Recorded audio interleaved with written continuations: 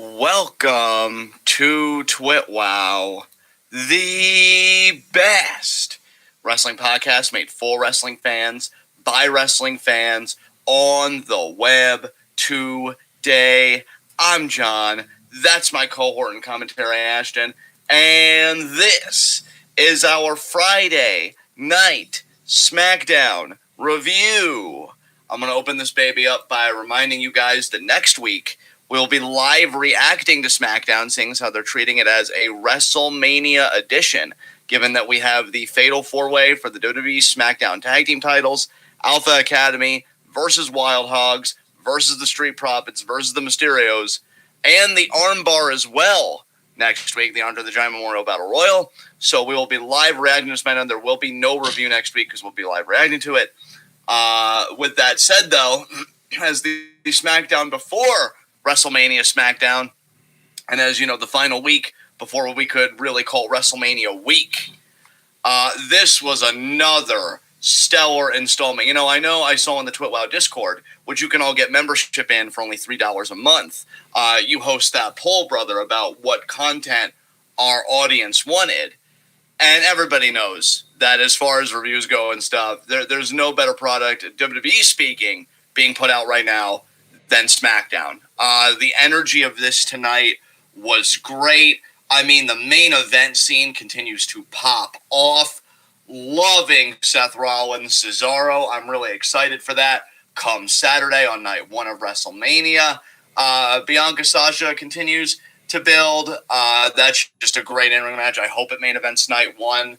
Yeah, and I mean, Kevin Owens just continues. My God, I love him so much. And I would even say that Sami Zayn, Kevin Owens, like everything surrounding Logan Paul actually made Logan Paul tolerable tonight. I was really quite worried about that, but they kept him pretty muted, pretty muffled, and I think it worked really well. So I've got nothing but good things really to say about this SmackDown. How did you feel about tonight's episode? I completely agree with you, man. I thought this was a great episode of SmackDown. The energy was amazing. Like you said, the Logan Paul segment was one of the highlights of the night to me. I just genuinely enjoyed it. I've loved so much about this. Like, the women were portrayed, even Tamina looked great tonight. She got new gear, good for her. She looks amazing.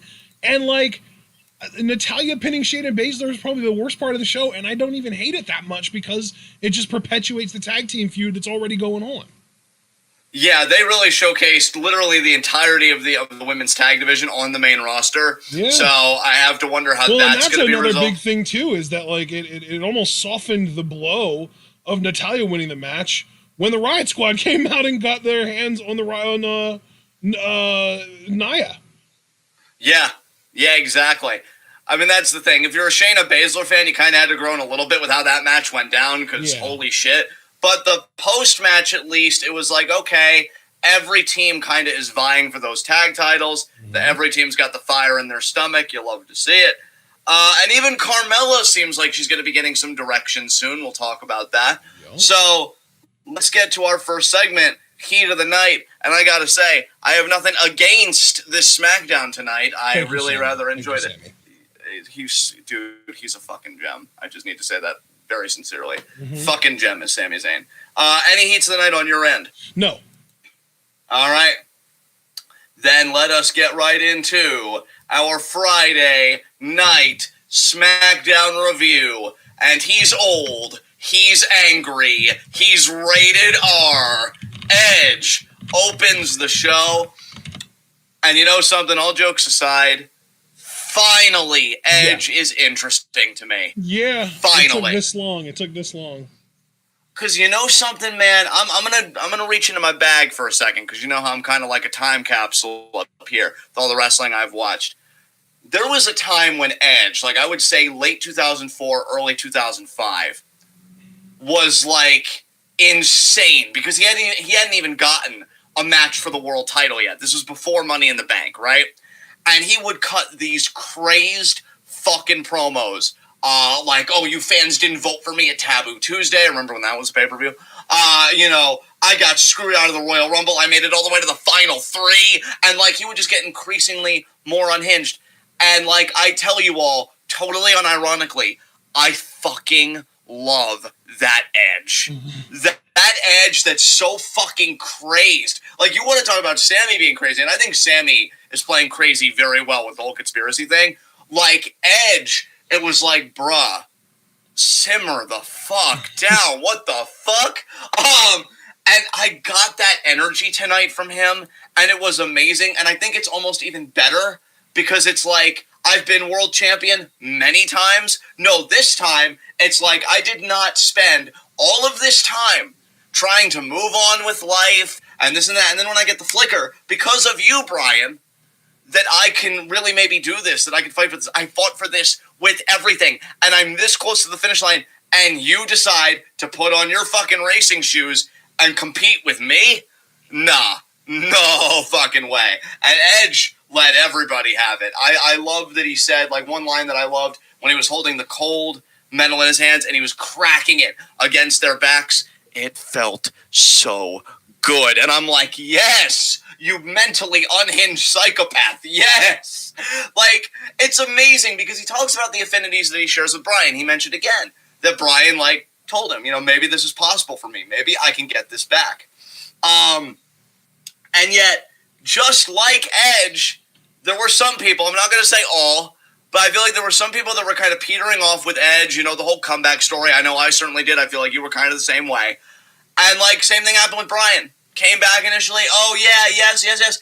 They moved on quickly. Then he went on to have the best heel run I think he's ever had of the times that he's been heel in this company. Yeah. And now Edge, I won't say he's a heel. I would still be committed to more of a tweener line personally.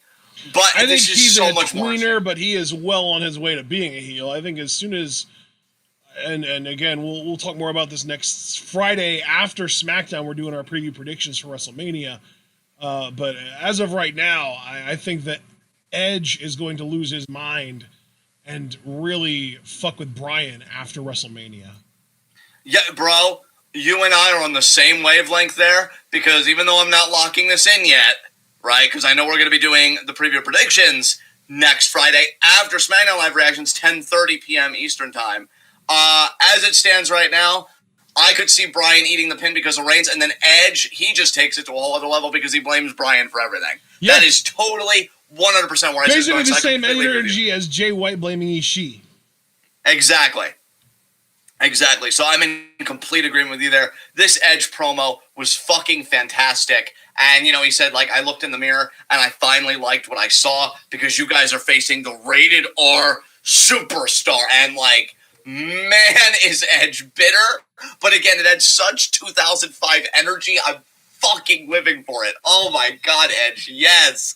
Oh, finally he's compelling to me. Do you have anything you want to add to this? I loved the promo too. I don't think I really have anything to add before, you know, delve into repetitive territory. So just move on. All right. Then we get Edge interviewed backstage. He more or less said, because we find out that Bryan is going to be taking on Jay Uso in a street fight tonight. And Edge is more or less like, yeah, I kind of don't care. Like, you know, if... yeah, bud.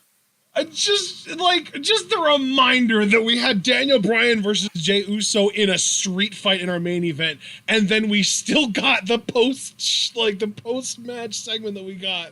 Holy shit, I'm loving Daniel Bryan. We'll get to him later, though. I don't really have anything to say. Edge, I will say the one sort of negative that I can come up with as far as this Edge stuff is that it feels like he's trying really hard to come off as mean. You know what I mean? Like, it's like, yeah, it's like he's that fucking meme of that fucking Vine where the kid's just like, you know what? I'm gonna say it. I don't care that you broke your elbow. That's just coming off to me right now. Well, if anybody would know about memes, it's Edge's face. It's true. That is Edge's face is truly a meme in and of itself. Then we get a tag team that's quickly becoming one of my favorites every goddamn time, man. Chad Gable, now with Otis. This is like his... Hold on, let me actually do the math correctly. Jason Jordan, his fourth tag team partner, fucking Otis. And, like, goddamn, man. What'd you think about this promo? Dude, I'm glad you threw it to me because I actually literally messaged you and I said this in the Discord. This Gable promo was very heel Kurt Angle energy to me. Definitely. Definitely. It's very much like just like kind of playing the straight man and just talking about how great he is and how great his work is, giving Otis credit by sort of transitive property of my work is great and he is my work, therefore he's great. And yeah, I loved this promo. I want Chad Gable to get more mic time. I really like. I think I just generally want more Chad Gable in general. I just think he's great at everything. He's an amazing wrestler. He's a great talker. I just think that there's not really much that he can do wrong. He is like, to me, he is currently in a spot where he is kind of portrayed as like a 24/7 guy. Like he really doesn't have much credibility at all. But I think if the WWE and if Vince ever really decided to get behind him, he could end up where Bryan was a few years ago, like fucking Yes Movement level over. When we peak hard. I died. I'm like, man, that really does have heel angle energy. That's great shit. Yeah, it really did. And I'll tell you, man, I love, too, that, like, you could argue that every team in the Fatal 4-Way next week is looking credible. But low-key, Alpha Academy be out here looking like the biggest threat in that match. Because we have an 8-man tag here. Alpha Academy and Wild Hogs, because, fuck them, they're old. Versus the Mysterios. Yeah, exactly. Versus the Mysterios who had a screen and screen. Oh, it's going to be such an honor to be tag team champions with you, Dad. Shut up, you prepubescent little shit, even though you're actually pubescent. Dude, like, while Ziggler and Rude were coming out, my mom and I were talking about how much they both suck. And I think Ziggler sucks more, and she thinks Rude sucks more. And then Dominic Mysterio showed his face, and we both agreed that he was worse than both of them. Yes. So both the Mysterios. He really is such a shitty little, like, he's a prepubescent little shit, isn't he? I fucking hate it. He's not actually prepubescent, but he just talks like. I actually did say in the midst of my rant, like, prepubescent, even though you're actually pubescent little shit. Yeah, I didn't catch that. I'm glad you said it though. Yeah, I caught myself, but my vitriol still stands. Shit. Yeah. So both the Mysterios and the Street Profits got screen-and-screen promos. And not really much to say about the match, to be perfectly honest, but that fucking Alpha Academy finish. The Chaos Theory into the Otis Splash. Jesus Christ. Like, bruh, I don't want to be an asshole, but I always got to be honest on the podcast. They want to make a big deal about a Bronson Reed splash. They call it the Tsunami on NXT. Nah. Otis got that athleticism with his fucking splash, dude. Otis out here wrecking shit. I'm telling y'all, I really, really fucking wish they would have given Otis a chance with Reigns. And I wasn't even, Ashton, you can vouch for me here, I was never even asking for a big program. One pay-per-view at best. I would have loved to have seen I was going to say, you weren't even really ever asking for them to take it overly seriously. You just wanted it to happen. Yeah, because I'm telling you, man, like, and you and I both know it, and I think a lot of people in our chat know it, Otis has got a lot of talent, and like as a heel he's definitely believable, but man, as a babyface there is still money that you really didn't want to take hold of, and money left on the table for fucking sure. So AA and Old Hogs get the win here, and then we get Pierce, DeVille, and Heyman in a segment. This more or less amounts to Heyman wanting a hold harmless agreement for Jay Uso.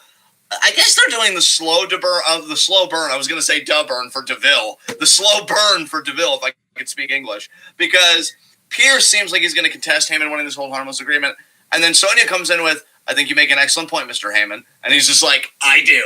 And he leaves. So I don't know how long they're going to build this up for, if it's going to be Sonya overtaking Adam. Because it seems like at times, but see, you never know what's going on in the writer's room, right? Because it seems like at times, kayfabe-wise, Pierce's job is under threat. Because it's like, what are you doing, Adam? You don't have the main events for this show set. I almost wonder if they're going to have her sort of usurp him as the primary authority figure on SmackDown and have him transition into more of a one-show role where he is just the primary authority figure on Raw and isn't on SmackDown anymore.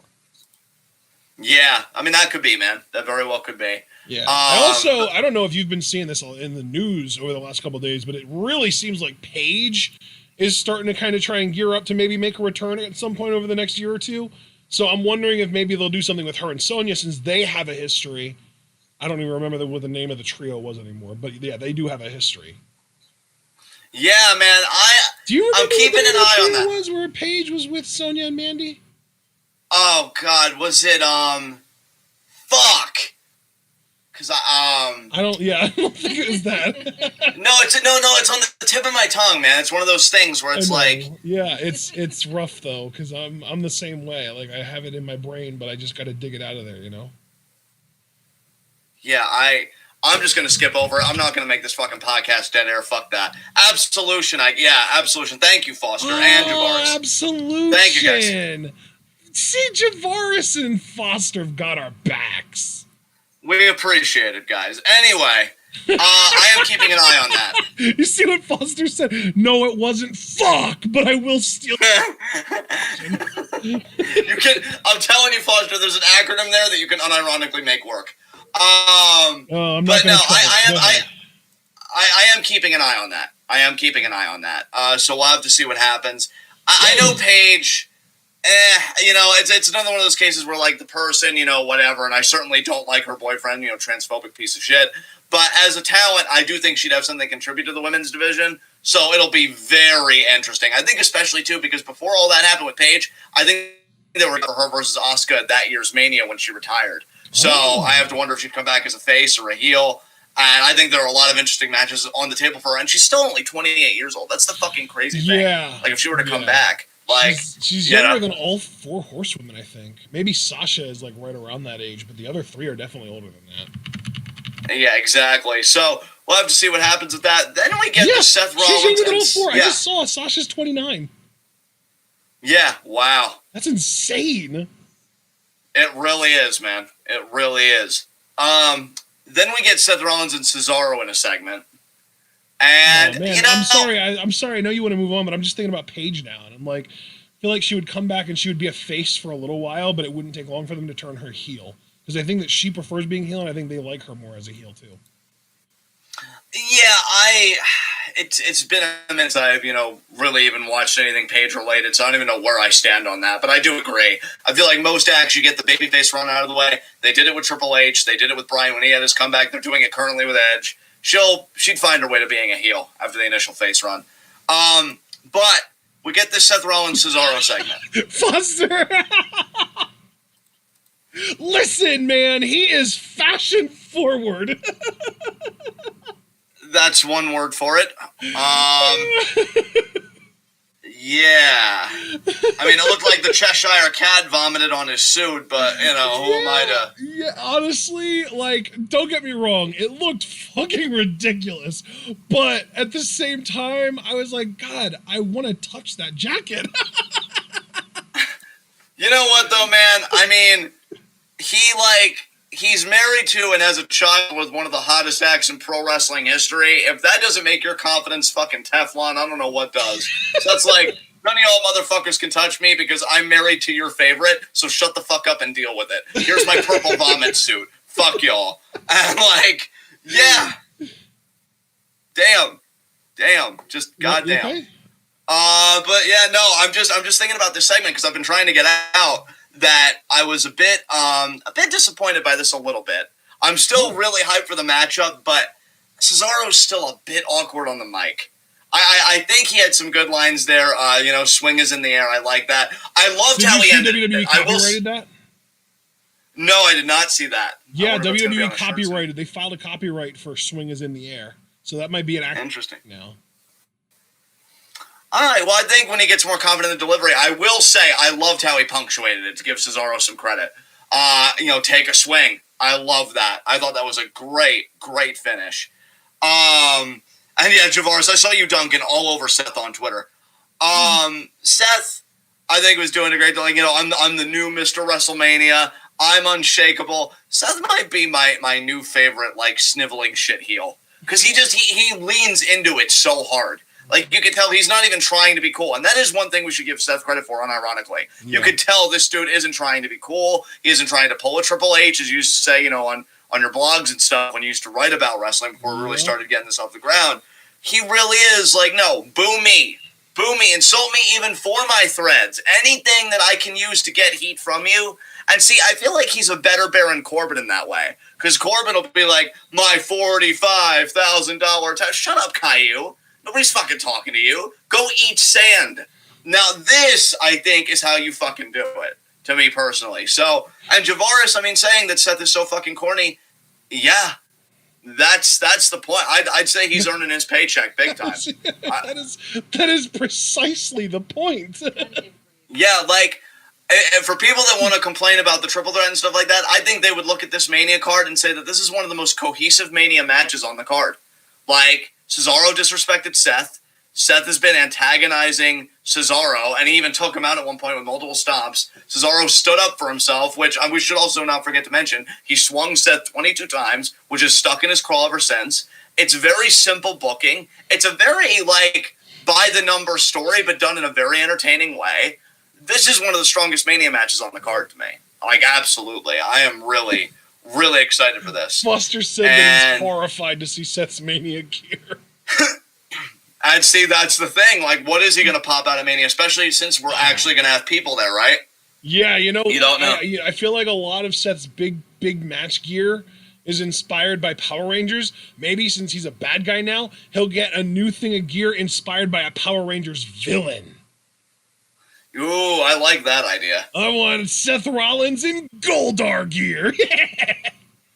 I wonder if Cesaro's going to wear anything special. He should bring back the suit for one night. I love when he used to come out with that shit and then just rip it off and be like, yeah, I'll beat his ass. Paul said that Power Ranger gear, but in plaid. Yeah. Oh, God, it would be, too. Amazing. I'm having fun tonight. This is great. I could tell, man. We got Reginald, Nia, Shayna, and they're walking backstage, and they run into Carmela.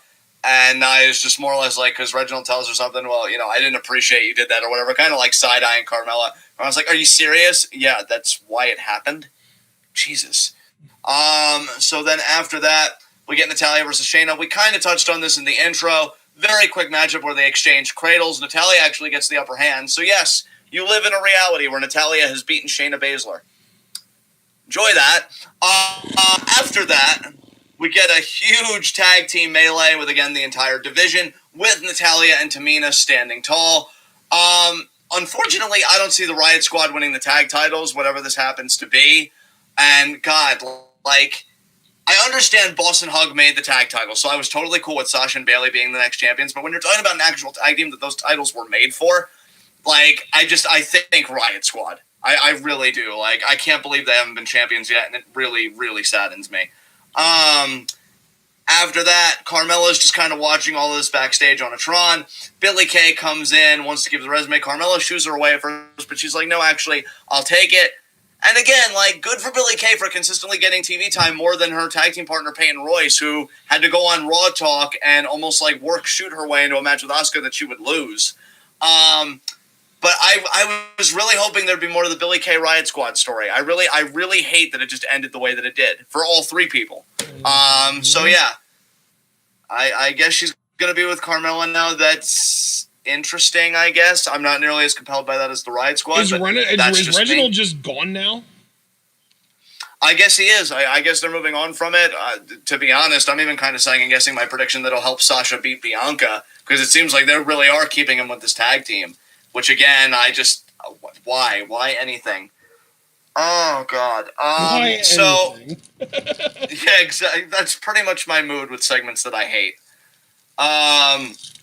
Jamar's with the ew. Oh my God.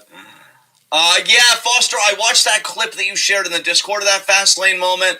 I smiled, man. Sheamus has been doing such good work lately, and I think he's got to be genuinely happy that Cesaro's doing everything he's doing right now. So at what point does a thrown together team, so at what point is, I'm guessing he meant to say, a thrown together team, not a thrown together team? That's a good question, Foster, and one that I'd devote more time to if we weren't in the midst of this review, but I don't know. Maybe when they win their first tag titles or something? I don't know. Sami Zayn and Logan Paul. How about you go first on this one? I'd like your thoughts on this, how they just handled all this. It's actually really funny because they literally just showed, like, on Fox, on the channel that this show aired on, Logan Paul was on The Masked Singer. And that was like an advertisement for The Masked Singer that played, like, maybe 10 minutes before this segment started. I felt like I was living in Bizarro Land. It was weird. But yeah, this was hilarious. Sami Zayn's frantic energy is absolutely necessary on any show that he's available for. He's too fucking good to not have on every episode of television. Dude, I think I even tweeted just simply tonight that he has been, I wish I could even see what I said exactly, because I think, I don't know. You know what? It's in the tweets and reply section, because I tagged Sami in this. And I said more or less, I said, Sami Zayn has been one of the most consistent performers in WWE during this era. And I really hope one day he becomes world champion. What a stellar goddamn performer. And he really is. Like, anything you give this dude, he is going to really be immersed in, really put his back into, and he's going to get mileage out of it. He is absolutely fucking stupendous with what he's doing right now. And I will say, too, whether to WWE's credit, to Sami's credit, to whoever's credit, this was, again, the most muted kind of celebrity guest appearance I think WWE has ever done. I expected to be annoyed. I expected to groan. I was really leaning on Sami to get me through this. And don't get me wrong, he still carried this fucking thing with how animated he is. But Logan Paul was very reserved. Very reserved. He wasn't like extra or like turning up or, whatever. He was like, he wasn't even disrespecting any cultures as far as I know. Yeah, not disrespecting any cultures, not disrespecting, the business, being invited in. Yep. So I think I keep saying muted, but I think another word is reserved. I'm amazed at how reserved Logan Paul was in this segment. Yeah. Much to the benefit of this segment. Because here's the thing. Why this was so important, it isn't just because, we don't want to annoy John, which, you shouldn't, but that's just one man's opinion. It's more just the idea that Sami's the erratic character here, and you don't want to take that spotlight off of him. Yeah. And I'm really glad they didn't do that. Yeah. What did you think of the trailer? The trailer, I think it was a really effective parody, because it really genuinely did come off as a trailer for a documentary / maybe even mockumentary trying to prove or disprove a conspiracy theory. And it was like really true to form. Like even right down to the point where you saw like that moment where Kayla handed Sami some kind of paper and Sami was just like, that wasn't actually on that paper. I knew it. It was like, there was like this moment of like, aha. I loved it. I thought it was funny. Really, really well done. I'm surprised that WWE is capable of being this in touch with anything, honestly, at this point. I wonder if it wasn't a WWE thing, if Sami legitimately did something here. Like if he actually was the one that did this. Or if he... I think Sami's actually given an interview where, like, he does have creative input. I don't know how much, but I think he does get a say in the shit that happens, and it shows, honestly. It shows. Because you can't tell me, with a storyline that WWE doesn't give a shit about, I really can't see them giving a shit about an undercard feud. This would have gone to shit ages ago. I still am of the belief that if you don't make a network special out of the documentary, you've done it wrong. Because they did this shit with Elias, where they've actually had him make quote-unquote albums that are on Spotify and shit. So you've leaned into gimmicks before with multimedia kind of engagement. You should do the same with Sami, absolutely. Because I'd be genuinely curious, dude, on some real shit. Like, because you know how Netflix has their top 10 most watched shows, so you can kind of see what's really popular? I'd be curious how popular that documentary would be if they released it. Like, how many people watched it, et cetera, et cetera. I think they got gold here, and they're still pumping it out, thankfully. I don't know when that's going to come to an end, though. He shows the trailer. Oh, yeah, Foster, thank you for bringing that up. Rated T for truth, as in no fiction. God, I died. That was great. That was fucking great. So Sami, after the trailer, asks Logan Paul, so what'd you think? What'd you think? And Logan's like, well, yeah, it was good, but, I ran into Kevin Owens before this, and he says, he's known you for 15 years, and it's not a conspiracy and this and that. And Sami, you could tell, was like, oh, God, Logan, you're a part of it, too.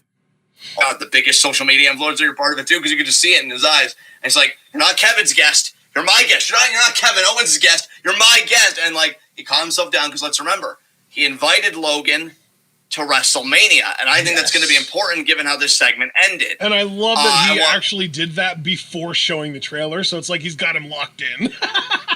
Exactly. Gotta make sure they're committed before giving them an idea of what they might actually have to do.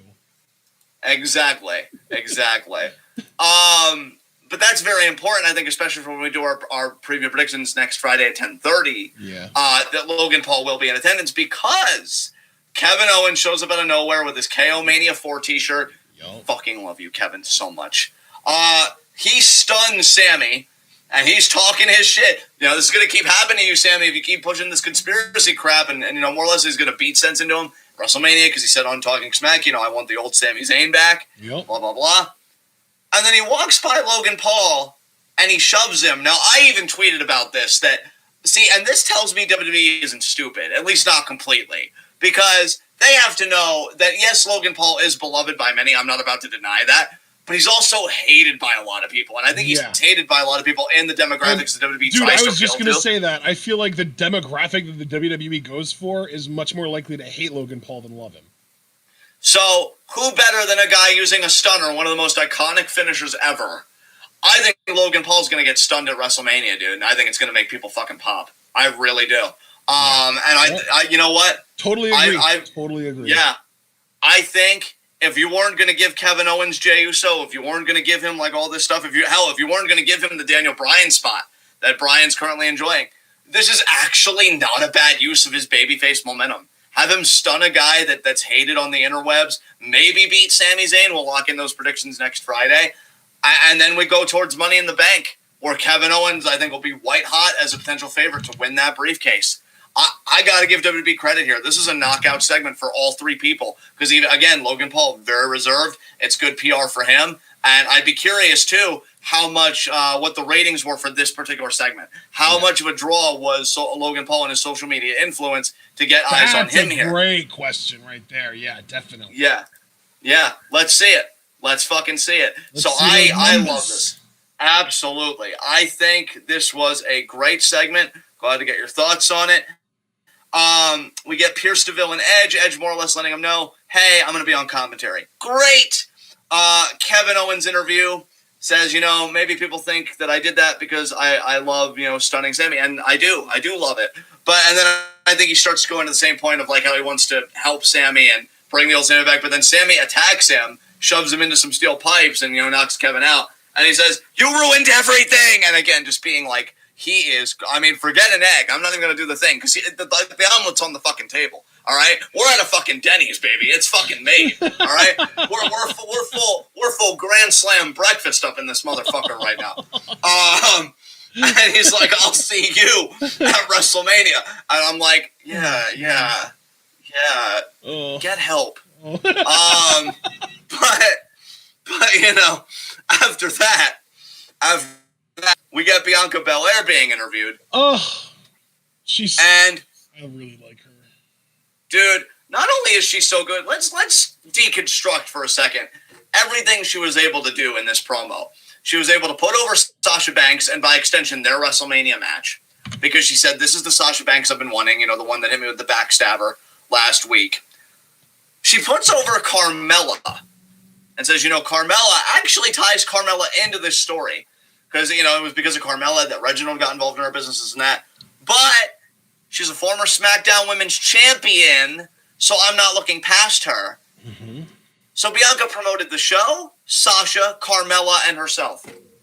That's a solid promo. Yep. Like, if you're looking at what a promo aims to do, she checked every box. Dude, I'm telling you, to me, the physical, the natural stuff, that's not natural, never mind.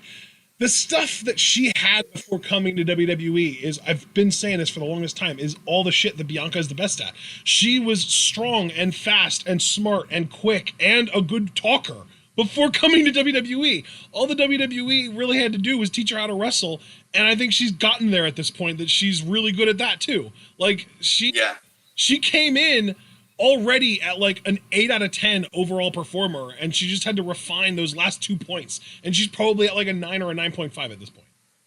Yeah, I mean, dude, I really cannot wait for her versus Sasha at Mania. That is going to be such fucking fire. It's going to be amazing. After that, we do get Carmela versus Bianca Belair.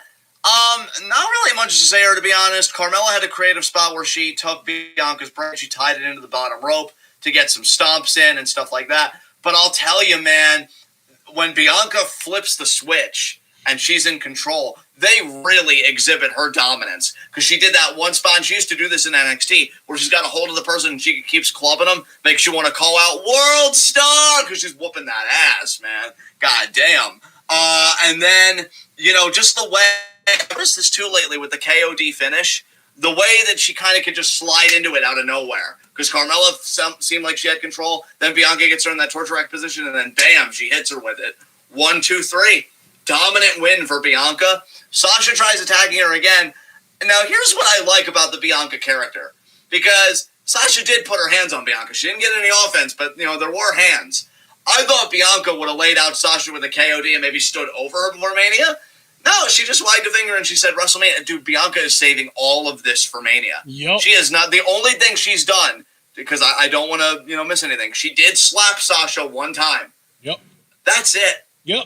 That's it. She is saving all this shit for Mania. I like that, though. Yeah. I like that, though. I feel like that's very different for WrestleMania feuds, too. I feel like almost every single time when a heel champion tries to really egg a babyface challenger who won the Rumble, or even if they didn't win the Rumble, but just a babyface challenger in general on going to Mania, they always respond. They always do. They always respond with violence. They always go after them. They always beat them up. We always get pull-apart brawls and shit. No, Bianca, I think, is the first person in the history of WWE to keep their cool in the face of a heel egging them on like this. Yeah. But you know what, though? What better character than Bianca, right? Because, she's all about, I'm the roughest, I'm the toughest, I'm the best. And she's like, no, if I'm going to flex, I'm going to flex on the biggest stage there is for my talents, WrestleMania. Yep. I love that. By the way, quick side note, totally unrelated to SmackDown. Apparently, New Japan Strong has now gotten its own title. And it actually looks pretty fucking dope. I'm going to share this tweet. Does it look better than the new World Heavyweight title? Some people are actually saying so, and I'm honestly inclined to agree to a point. There is the tweet for those that want to. No, I'm being sincere, man. It's a good looking title. Okay, I'm looking. Oh, wow, that's interesting. It almost reminds me of Jeff Hardy's custom belt when he was in Impact. Yeah. Damn, yeah, I'm really amazed that New Japan Strong actually got their own championship. The New Japan Strong Open Weight Championship. Okay, so you can get juniors and heavyweights going for it. Okay, that's cool. Yeah, definitely. So I just wanted to have that little aside there. Then we get the King Corbin promo because they're hyping up him versus Drew for Monday Night Raw. Can I just say, since we don't review Raws and we don't really talk about Raws at all, and our Discord explicitly doesn't want us to, I just want to throw this out there. I think it's really fucking stupid that Vince clings so tightly to his pet projects that he was unwilling to let Bobby Lashley have any babyface momentum whatsoever going into WrestleMania, to the point that he had Lashley fire basically Shelton Benjamin and Cedric Alexander from the Hurt Business and then align himself with Corbin of all people. That is the definition of Vince wanting to get his way. He wants Lashley to be the heel no matter what, and he wants Drew to have his big babyface moment, and I really feel like it's going to backfire, and it might even backfire in a way that hurts Drew's momentum as a babyface. Yeah, I really am fucking pissed that the Hurt Business is broken up right now. Yeah. Since we don't review Raws, I really haven't been in a place to rant about it. And I'm not going to use this space to do that, but that can seriously fuck all the way off. Yeah, fuck all the way off for me. Absolutely. So yeah, glad we had that. Fuck Corbin's promo. It was him bragging about his wealth because he has nothing else going for him. And Javaris is richer than you anyway and superior. So again, fuck off. The Apollo Crews promo. See, now this is interesting because we know now that him versus Big E does have a stip. It's a Nigerian drum fight. Yeah. How do you feel about this, man? I'm apprehensive about it. I'm wondering how far they're going to take the theme of this, or if it's literally just going to be a fucking street fight with one of those weird names. Because, we've got, the Miracle on 34th Street fight where they have, presents around and shit like that. I'm wondering if they're going to have, tribal designing or, tribal-themed stuff around the ring and, on the ramp and stuff, or if it's literally just going to be a match. Yeah, dude. I understand your reservations, and Foster said it best. I mean, Foster just was straight up explicit about it. Please don't be too racist. Please don't be too racist. Please don't be too racist. Exactly, yeah. Kid Coheed, or King Coheed, excuse me, because you are actually royalty, unlike Baron Corbin. Yeah, you're gonna have to tune in next Friday at 10:30 because I've got an interesting viewpoint about this title match currently. I don't like it when wrestling fans say so and so has to win. I don't, but that's not even what I'm taking. Well, we'll just, again, next Friday, 10:30. You guys want to be there. Yeah.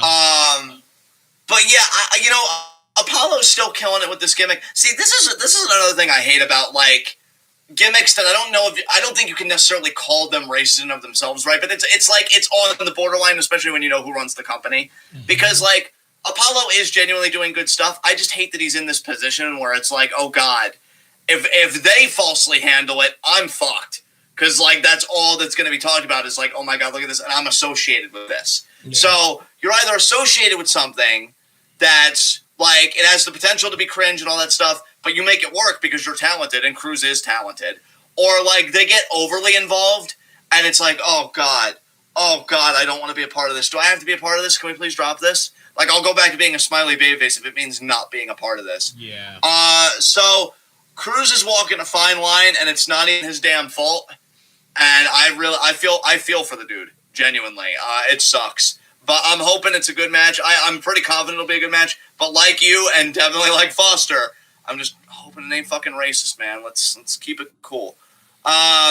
We have Edge and Paul Heyman and Gorilla. Edge is about to go and do commentary. This was so dumb to me. This is like Paul Heyman trying to manipulate Edge into being even angrier at Daniel Bryan, and Edge is like, I don't even know what he's trying to get Heyman to do at this point. Like, I didn't like this at all. Yeah, like, to me, this felt very. I like both. Well, yeah, like I was gonna say, I like both guys, but this did feel like a bit forced. Like, oh, Edge, aren't you really angry? Yeah, I think I told everyone that I was angry when I just fucking berated both these guys with a steel fucking chair. Oh, and also, when I wanted to concerto them both, the one guy having a history of fucking concussions. Yeah. Yeah, I think everybody knows that I'm fucking angry. Like, what the fuck? So Edge just puts the kibosh on this, and he's like, I don't know what you're thinking about the triple threat. I'm going out to do commentary. And, like, he does. And can I just say, before I forget, honestly, Edge killed it on commentary. This dude, and you know what? Maybe him being 47 is an asset. I'm being serious, because, like, him being that old and because he can give off that grumpy old man energy and have it not feel inappropriate like it does with 35-year-old Ciampa. Dude, he sounded, oh my God. And I mean this in the best way, like, Edge killed it. He sounded like an old man on his lawn when he's telling Jay Uso, don't you worry about me, you worry about him. Don't you worry about me right now, you worry about what's going on there right now. Like, holy shit. Oh my God, that baby squee. It was dying to be born. It was dying to be born. Oh my God. Yeah, Kid Coheed, you've said that multiple times now, that Graves stole my line. Really, it was never my line. Roman Reigns said that in an old NXT promo, and I didn't even hear Graves say it. Promo on NXT when he was still the thoroughbred Roman Reigns. And yeah, it was a heel interview, and he was just like, you know what time it is? And he looks at his watch, and then he listens to his watch, and he goes, it's Roman Reigns time. Yes. And Graves was probably around in the fucking locker room when that happened. That's probably where he picked it up from. Yeah, absolutely.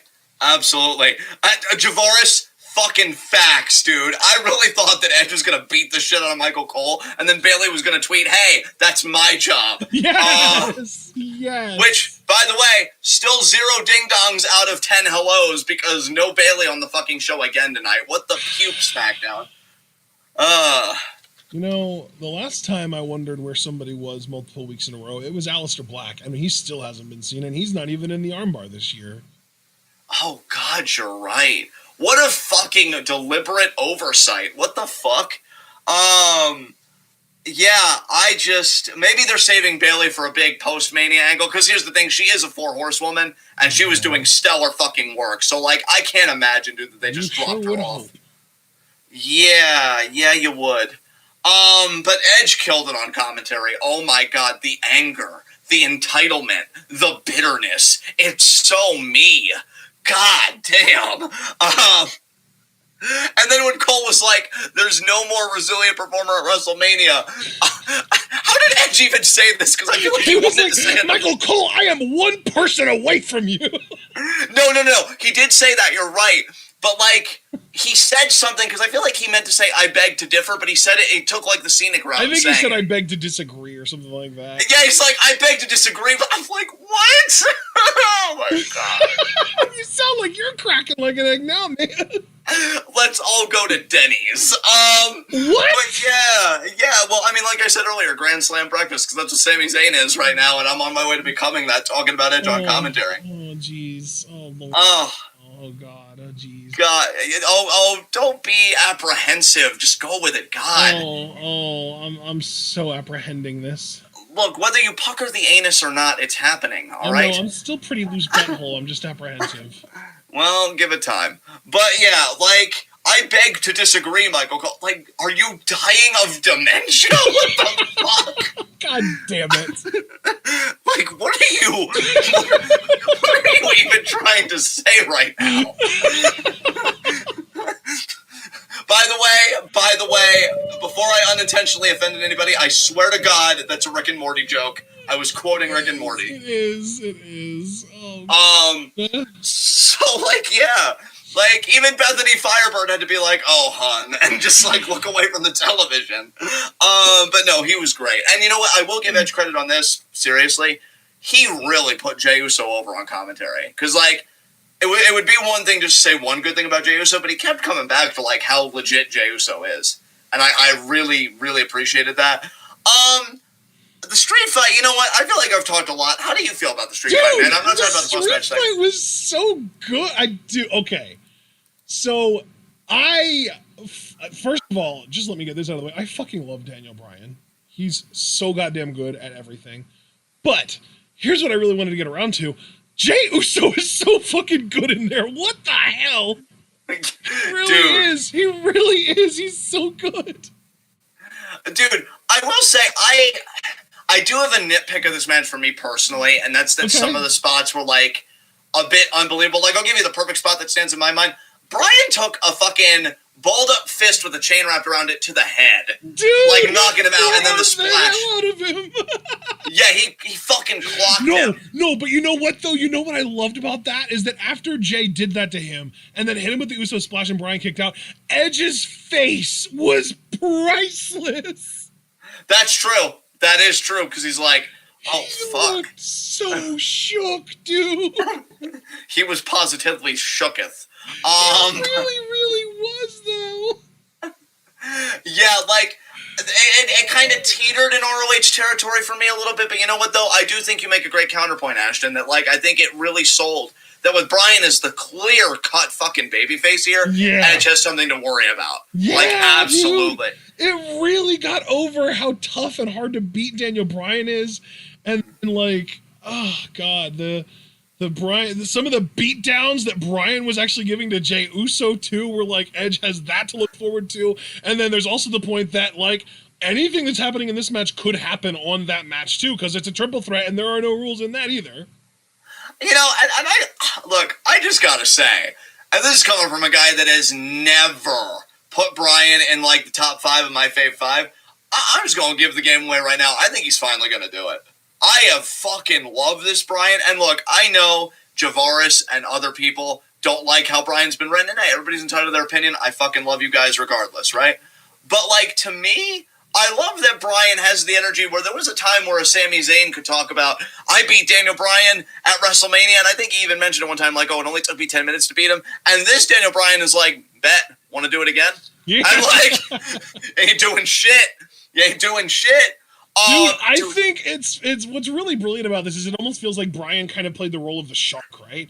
Because like he almost feigned like he was like losing it a little bit, and like he was putting everyone over, and he was really like he was getting more praise for his selflessness than for his actual in-ring ability.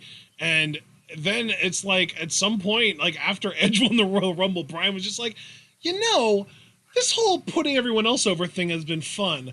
But what if I just decided to go into business for, I don't know, me? I love how I was waiting for it and you didn't disappoint. It's just like, I'm going to start trying now. And everyone else is just fucked.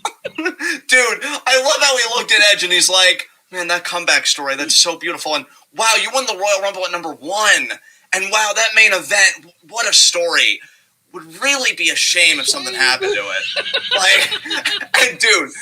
Energy, yes. Dude, like, while we're really celebrating Bryan, and while most of the chat, at least for this week, seems to be in agreement, he tenderized fucking face. Dude, like, because, like, not only does he make Jay Uso tap out with the yes lock, like you did at Fastlane, Roman, he gets the running knee to Edge on commentary. Dude, I love that. Edge was just sitting on commentary, minding his own business, and Bryan just like, surprise, motherfucker. Yeah, and then, dude, I actually, the first 2 times, I got scared for Edge, because I'm like, you don't want to concuss him before WrestleMania. And then he threw him into the ring post, too, yeah. 3 times. And then he looked at Roman like, you see that? See that? Yep. I'm going to do it to you next. And Roman Reigns, because he knows Bryan means it, because he only plays a gangster, Bryan actually was one. This fucking string bean of a man was more of a fucking gangster than this tatted up, jacked fucking beast. And like, he's like, oh shit, Paul, I think he's serious. Quick, chair attack! And he throws it, and Bryan evades it. He literally threw a fucking computer chair. And like, Bryan's just like, with my ninja skills, I will avoid this by moving slightly to the left. Yeah, and then he knees him in the face, and then he gets him in the yes lock, and Reigns is trying to claw away. Bryan is like, wait a minute, digital devastation, motherfucker, and he fish hooks his ass. And Reigns is like screaming, and then he gets the yes lock in, and Reigns passes out. Where have you been all my life? Like, this is, you know what this is? Honest to God, what I think this is. This is the best parts of heel Bryan and the best parts of face Bryan coming together for, like, the ultimate Daniel Bryan. You know what this is? This is the fucking dragon, man. This is the American dragon that we've been watching since 2009. And Bryan is like, I could be or could not be, because he's left it really ambiguous, out the door, so fuck it. Fuck it. Everybody for my entire career, from Michael Cole to The Miz to Batista to Triple H, you all played fuck around. Now it's time to find out. He's letting everybody know, man. God damn. God, like, we just got done saying that Tam Nakano, and rightfully so, is like one of the best wrestlers in the world. Bryan's like, yeah, it's been a while since my name was on that list. Let me just show you what I got here. And then we're like, oh, yeah, okay, like shit, man, fuck. Yeah, dude, he fucked them up. Like, I almost can't even be mad, and you guys know I was pushing hard for Kevin Owens this year to finally regain the Universal title. I can't even be mad that didn't happen for him, especially with Money in the Bank on the horizon, which, even when they break my heart, it's still my favorite pay-per-view every year. When Bryan is booked like this. Like, this is, I mean, I'll do it. Vincent Kennedy McAltman, this is such good shit! And it is. It fucking is. Like, oh my God. He owned everyone. Like, and then he just does the yes chance to end it.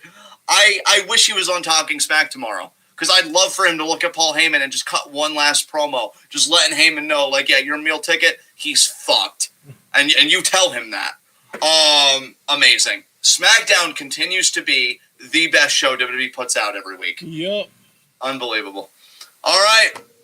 High spots, low shots. Let's fucking get it. I Low don't know shot. if you mentioned this, but he did get Roman to pass out on the. I think I did mention very quickly, pass out, but just to emphasize, Roman did pass out. I was kind of hoping he'd tap again, to be honest. I did pass too, out's dude. just as fine. Also, as soon as Bryan went down into that lock, I was like, oh God, is he going to get him to tap again? Yeah. Okay, fucking low shot here. I'm going to say Edge. Edge is my low shot. Dude cut a fire promo. He was feeling himself. Then he's on commentary, feeling very insecure. And then he gets laid the fuck out. And I have never seen anybody eat ring posts the way that man ate it tonight. Jesus Christ. Christ. I wonder what tasted better, the ring post or the knee? Probably the knee, only because, it was a knee and not fucking metal going against his face and skull 3 times. Who's your low shot? My low shot is actually pretty evident, I think. It's Shayna Baszler. You lost to Natalia, and, you didn't even lose to Natalia in, a convincing way. You lost to Natalia because you got caught. How does this keep happening to you, Shayna? You should learn. Yeah, I mean, you asserted so much dominance in NXT, and now you're just kind of meh. And do you feel bad about it? Because I do, for you. But yeah, she should definitely fix that. I ain't even going front. I normally like to share and be like, oh, well, I'll get this one because Ashton will get the obvious one. Now, fuck that this week. Fucking Daniel Bryan, baby, is the high spot. Yeah. I hope you go in with me on this. Fuck giving it to anybody else. This dude fucked shit up. And he's dude, not only did he fuck shit up, the internet's still be mad right now. I mean, again, I know Javar's like, I liked it around this week, but I'm sure there are many other people that are like, no, it's actually easy today, Bryan. I want my Edge Roman one-on-one match. And Bryan's like, oh, really? Yeah, well, hold my yes lock right here. Well, I got Roman passing the fuck out right now.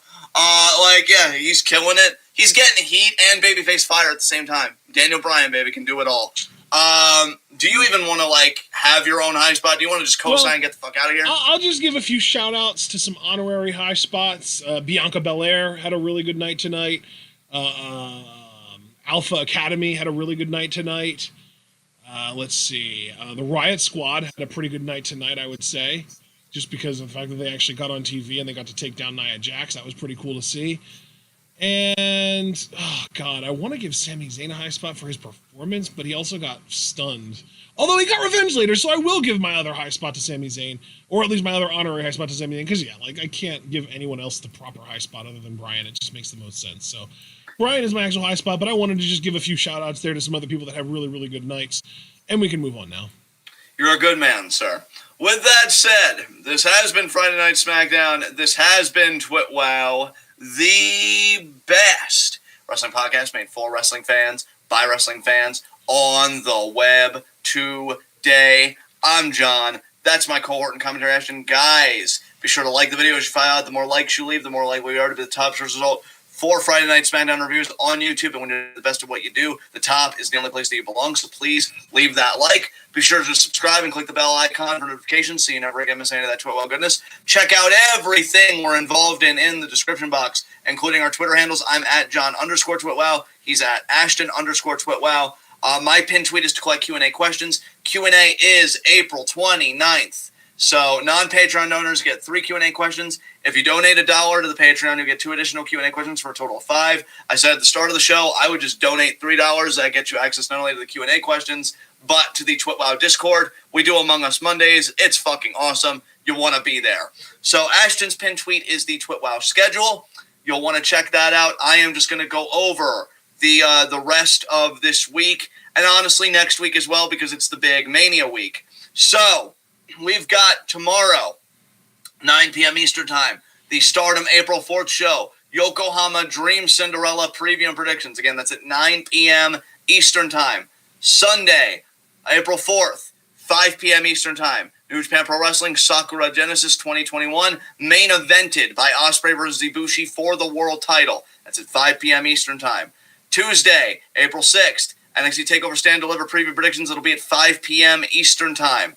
Wednesday, April 7th, 8 p.m. Eastern Time, NXT TakeOver Stand and Deliver Night 1 live reactions. Thursday is going to be a big day because at 3 p.m. Eastern Time, we are covering the Stardom April 4th show, Yokohama Dream Cinderella. It's going to be huge. Then at 8 p.m., it's TakeOver Stand and Deliver Night 2.